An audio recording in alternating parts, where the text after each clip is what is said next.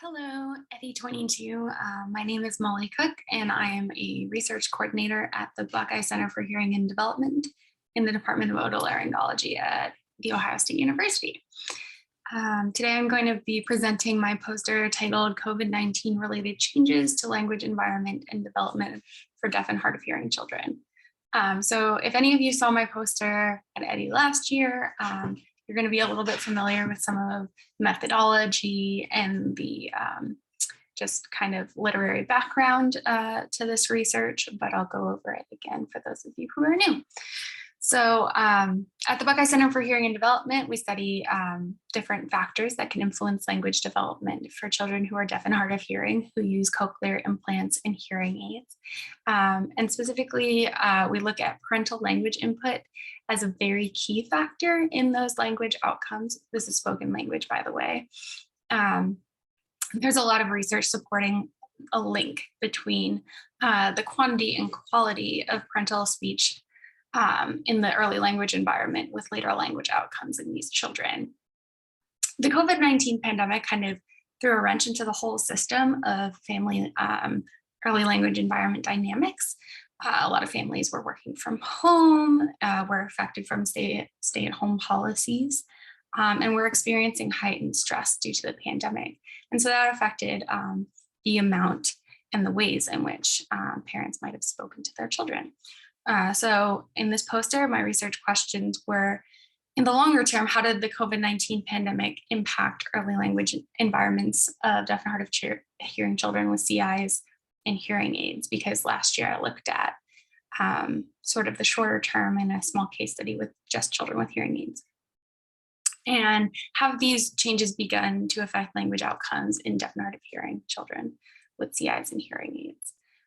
So as I alluded to in my poster last year, we found that there were gender differences in the amount of adult language in these early language environments, and that the total amount of language that children were being exposed to over time during the pandemic was down. So we use LENA, language environment analysis, to measure the amount of language in these early language environments. LENA gives us a lot of automated measures, including adult word count and conversational turn count. And then we norm these by dividing them by the number of hours in each recording and averaging them for each participant. We had a huge data set from before the pandemic, 304 recordings, 42 families of deaf and hard of hearing children. And our data set during the pandemic has grown to 38 recordings from 16 families of deaf and hard of hearing children.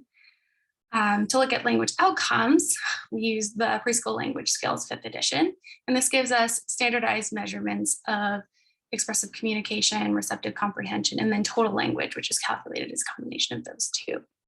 And during the pandemic, we had several children have the PLS administered to them. And we also had a large data set from before the pandemic. So looking at adult word count over time, we see that it's actually remains stable now. So as before, there seemed to be like a dip in adult word count. It seems like it's evening out to pre-pandemic levels. However, conversational turn count is still down. And conversational turn count can be indicative of the types of language. So just because a child is exposed to language doesn't mean it's directed to them, and doesn't mean it's facilitating language learning in the way, in the best possible way. And then we saw an effect on the PLS scores. There was a significant effect of the pandemic on expressive communication standard scores, as shown by a linear mixed effects model, and a marginally significant effect on total language, which makes sense because total language is a combination of expressive communication and auditory comprehension. So together, these findings can show how these early language environments are being impacted in the long term by COVID-19 and the pandemic, and how that in turn may be affecting language outcomes for children who are deaf and hard of hearing. Thanks so much for taking the time to view my poster. Bye-bye.